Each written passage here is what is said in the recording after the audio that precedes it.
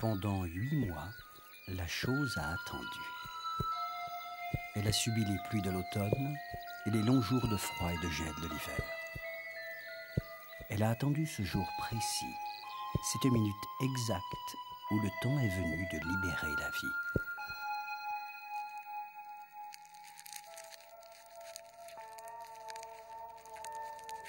Cette vie-là est une naissance, ou plutôt une métamorphose, celle qui donne le jour à une jeune menthe religieuse.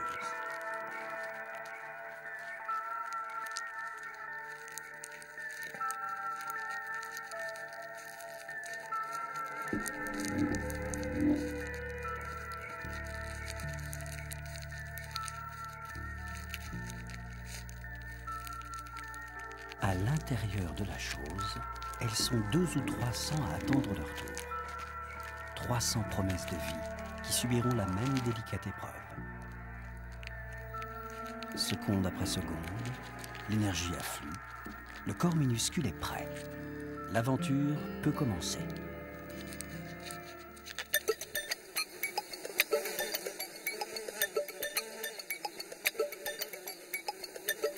Au début du mois de juin, les jeunes menthes religieuses sont des milliers à se disperser ainsi sur les chemins de la liberté, minuscules petits bouts de vie perdus au milieu du gigantesque dédale des pierres et de la végétation.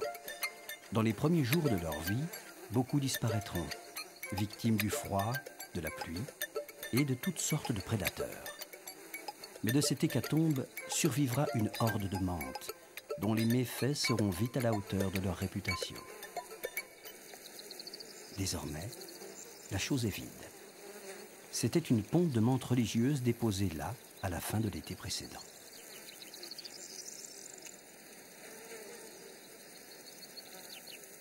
Un mois plus tard, les aventurières ont grandi, du moins celles qui ont eu la chance de survivre au carnage des premiers jours.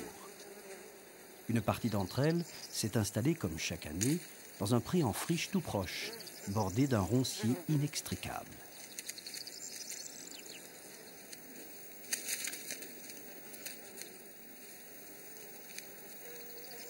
La plupart d'entre elles sont devenues vertes en grandissant. Par contre, celles qui ont passé les premiers temps de leur vie sur des brindilles ou des feuilles sèches ont gardé la couleur brune de leur naissance. Mais, vert ou brun, le déguisement est parfait dans la jungle épaisse où les mauvaises rencontres sont encore fréquentes. Mais cela ne durera pas très longtemps.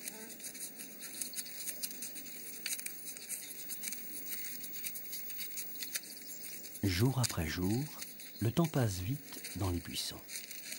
De leur fragile destin de proie potentielle, les menthes passent peu à peu à une existence infiniment plus sûre et confortable, celle pour laquelle elles sont nées, celle du chasseur.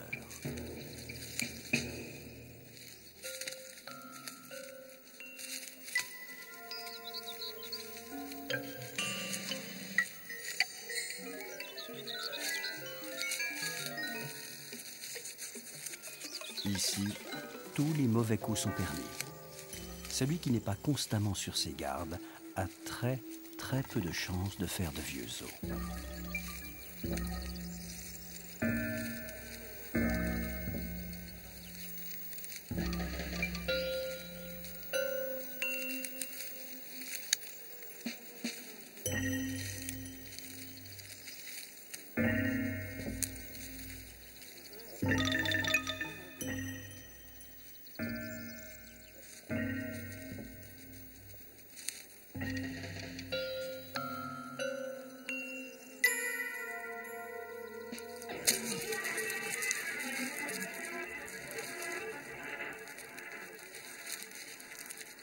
Appétit hors du commun d'un prédateur hors norme parmi les insectes.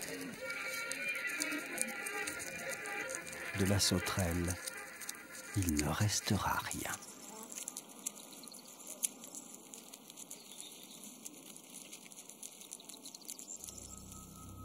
Rien n'arrête l'instinct carnivore des menthes religieuses, pas même un quelconque lien de parenté avec la victime.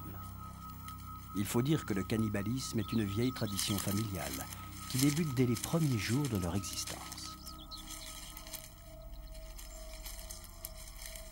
Une menthe religieuse en dévore une autre.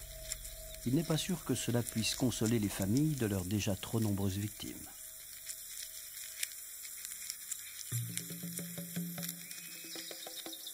Au début de l'été, elles sont encore des dizaines au pays des ronces et des grandes herbes, grâce auxquelles le massacre des innocents ne cesse de se poursuivre. Même si, avec un peu de chance, les plus vigilants aperçoivent parfois le danger et sauvent leur carapace.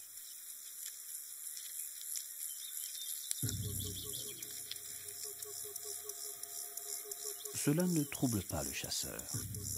Les inconscients sont assez nombreux et la menthe n'a que l'embarras du choix.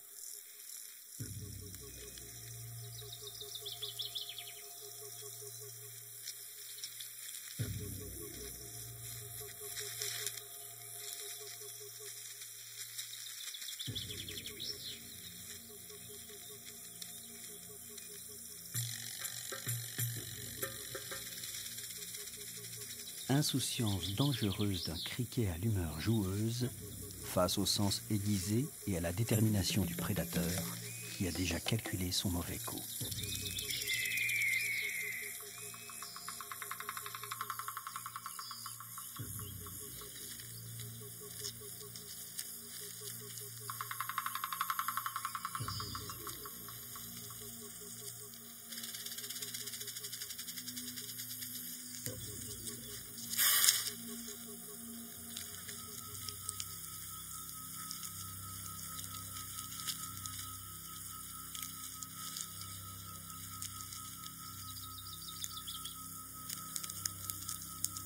Sauf accident, la menthe religieuse ne tue pas sa proie. Elle n'a d'ailleurs aucun venin ni aucune technique spéciale pour cela.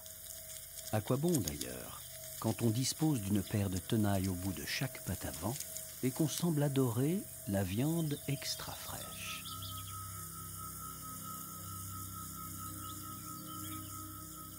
Lorsque le gang diabolique des menthes religieuses n'est plus en activité, la jungle des grandes herbes reste sous la coupe d'autres malfaiteurs, plus discrets, mais tout aussi efficaces lorsqu'il s'agit de mettre sauterelles et criquets à leur menu.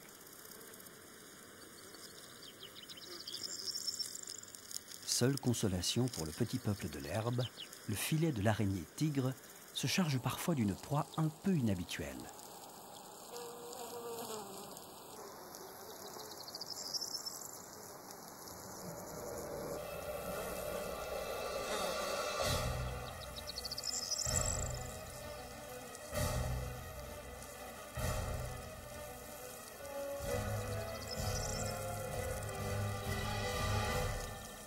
Affrontement de deux prédateurs qui se connaissent bien.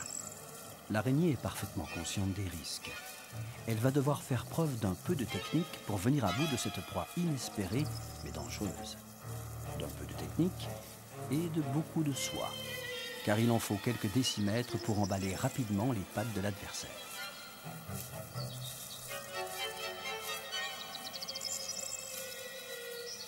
Le plus difficile est fait.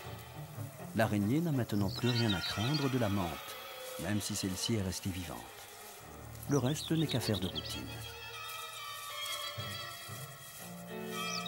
Quelques tours de soie supplémentaires pour emmailloter définitivement le corps, et l'épère n'aura plus qu'à mordre sa proie pour la faire passer de vie à trépas.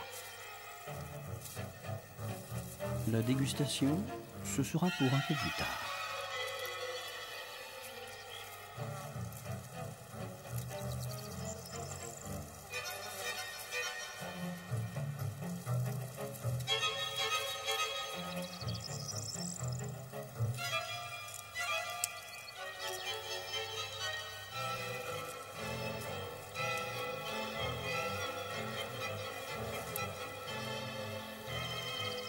Cette fois, l'araignée est la gagnante.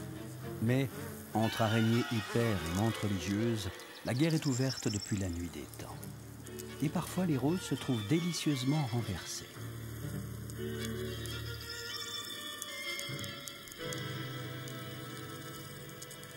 Comme toutes les autres proies, l'araignée sera dévorée vivante, même si la menthe a pris la précaution de commencer par la tête de sa victime, histoire d'éviter les mauvaises surprises.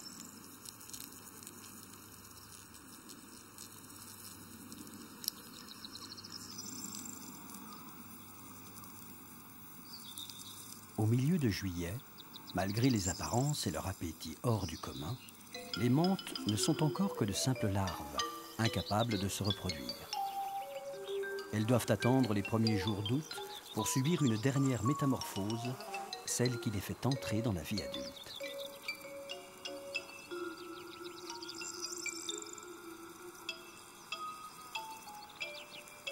Après cette mue finale, rien ne change de leur silhouette de gangster, si ce n'est l'apparition de deux ailes. D'abord entièrement étalées, celles-ci se replieront en quelques heures sur le dos du nouvel adulte.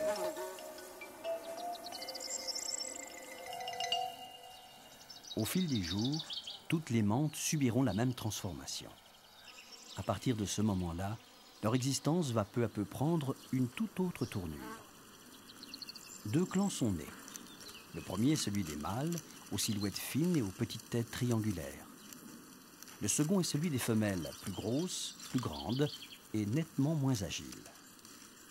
Mâles ou femelles, rien n'a changé par contre pour ce qui est de leurs activités criminelles. Ou plutôt si, car l'appétit des femelles grandit de jour en jour.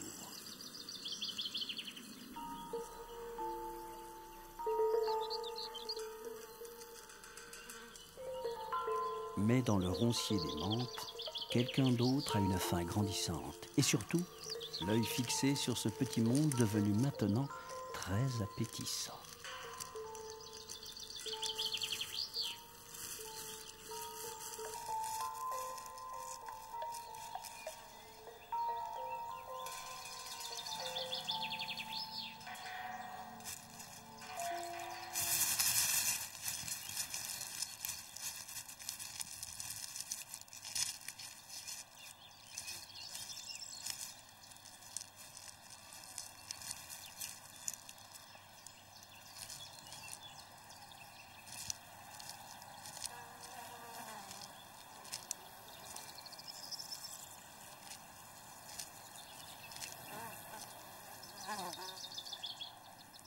Celle-là ne sera pas la seule à tomber entre les dents du monstre vert.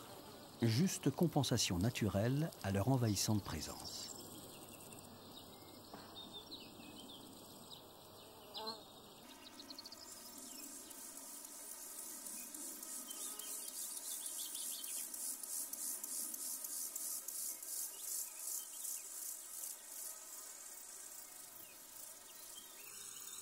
Au milieu du mois d'août, sur les dizaines de jeunes mantes qui écumaient les ronciers et les herbes folles, seuls subsistent quelques adultes.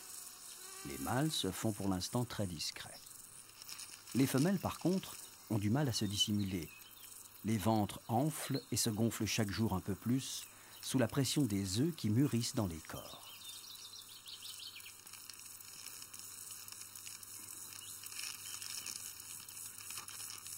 L'ampleur du maternel embonpoint peut d'ailleurs poser quelques petits problèmes lorsqu'on habite au pays des ronces.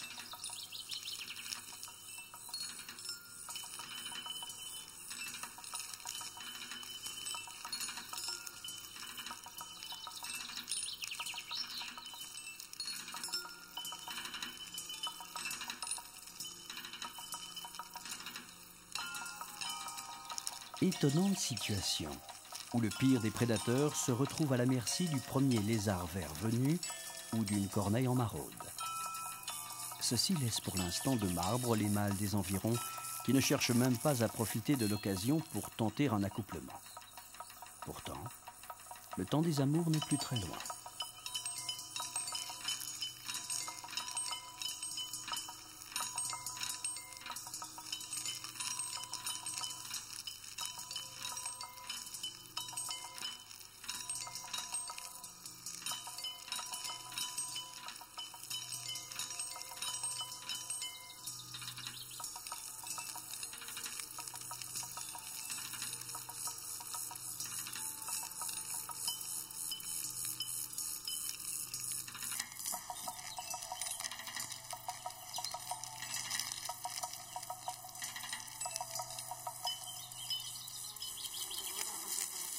Devenus adultes, les mantes sont maintenant en pleine possession de tous leurs moyens. De leurs moyens de séduire et surtout de tuer.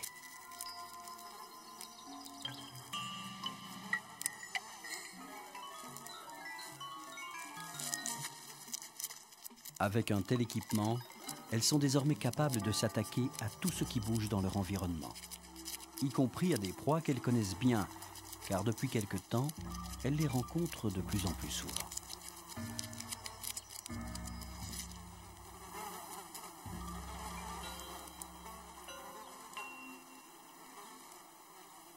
Elle est une femelle, lui un mâle.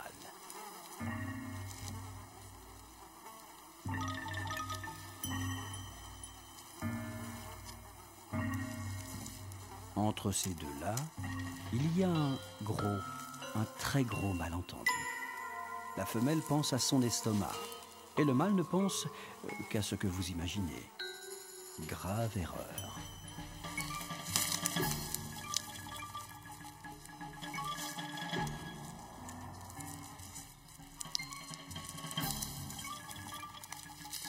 Difficile pour les femelles de résister à la tentation, lorsqu'on a en face de soi une proie totalement hypnotisée par son désir sexuel. Quant au cannibalisme, il y a belle lurette qu'il fait partie de leur petite mamie, et la reproduction n'arrange pas vraiment les choses.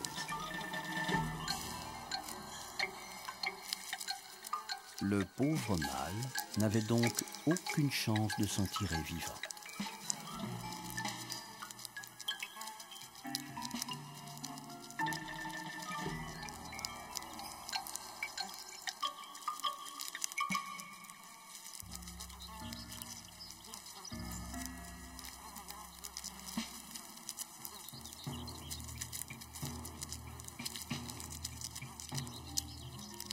Au milieu de l'été, la présence de plus en plus pressante des mâles provoque une tension extrême entre les femelles, dont l'agressivité augmente de jour en jour. Certes, elles ne se dévorent pas entre elles, mais les rencontres au détour d'une branche tournent très souvent au duel à l'arme blanche.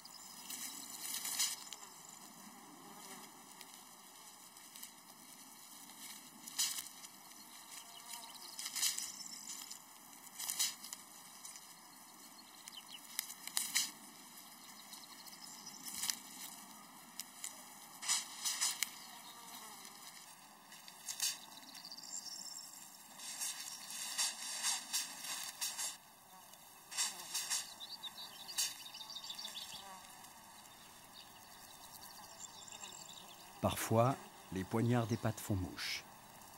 Blessure de guerre qui n'empêche pas d'autres bagarres, ou du moins d'autres affrontements.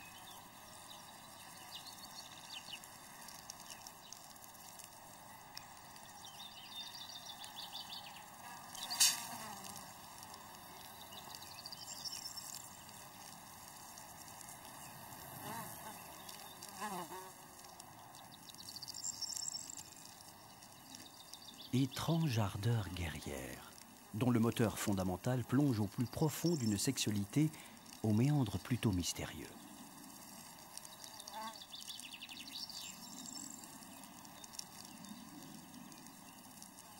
Lorsqu'elles ont cessé de se battre ou de consommer leur partenaire potentiel, les femelles reprennent péniblement leur balade dans la végétation, entraînant leur gros ventre plein d'œufs.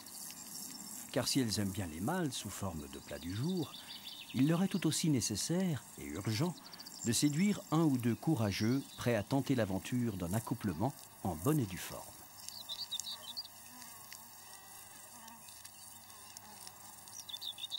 Heureusement pour les porteuses d'œufs, leur pouvoir de séduction est d'une force absolument extraordinaire.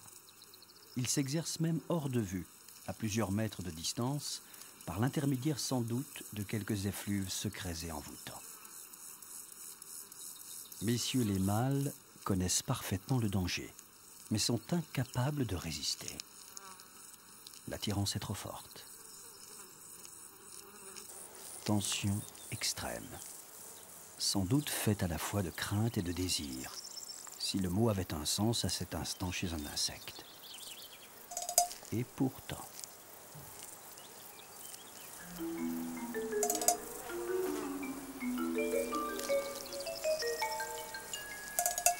Vibration d'excitation de l'amant le plus proche, ou vibration pour éviter d'être confondu avec une simple proie. Sans doute un peu des deux.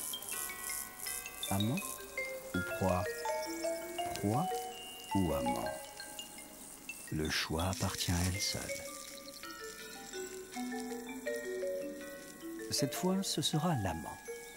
Ou peut-être les amants, car les autres prétendants sont toujours sous hypnose sexuelle.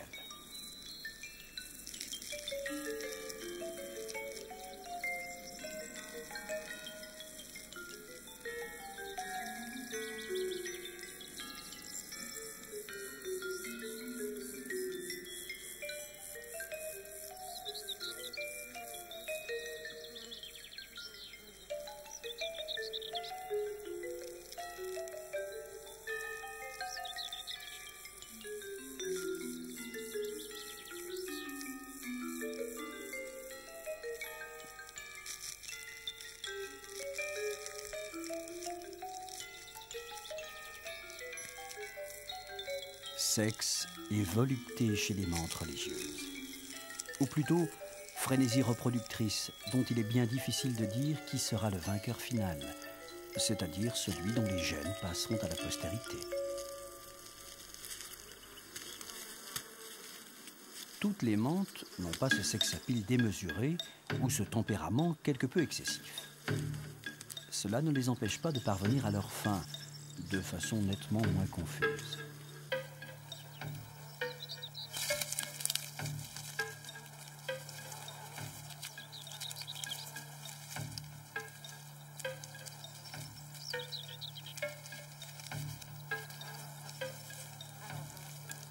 Ce moment de volupté intense dure parfois plusieurs heures, et avec un peu de chance, le mâle réussira à repartir comme il était venu, c'est-à-dire au vol, et sans dire au revoir. Car on ne sait jamais, l'amour peut avoir donné fin à sa dévorante maîtresse.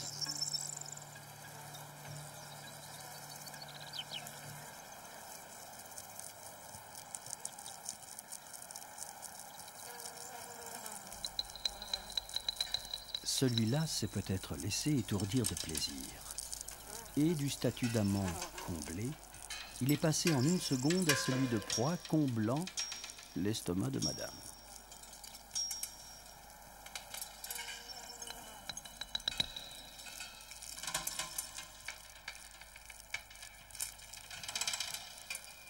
Cela dit, et là réside le mystère de la sexualité des mantes, cela ne l'empêche pas de poursuivre son idée fixe.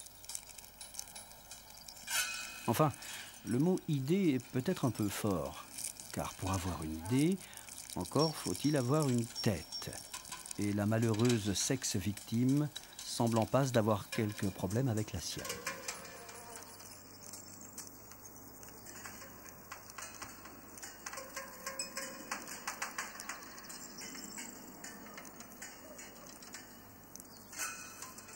Mais finalement, à quoi lui servait sa tête? Faut-il croire que chez les mantes comme ailleurs, beaucoup de choses ne se passent qu'en dessous de la ceinture?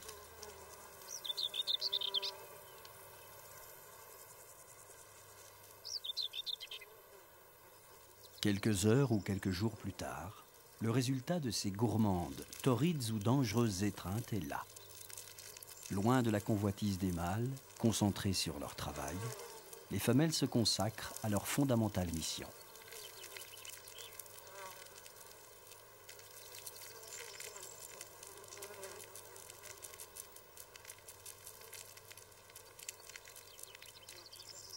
Les ventres palpitants libèrent leurs trésors, que les pondeuses travaillent comme des œufs battus en neige. Au milieu de cette pâtisserie gluante, s'entassent un à un leurs centaines d'œufs minuscules.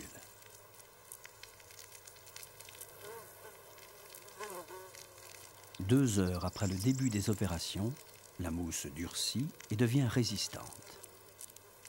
Il aura fallu un été de cannibalisme, de lâches assassinats, de mâles sacrifiés sur l'autel du sexe, pour cette seule et unique ponte, ce petit concentré de centaines de vies à venir, 8 mois plus tard.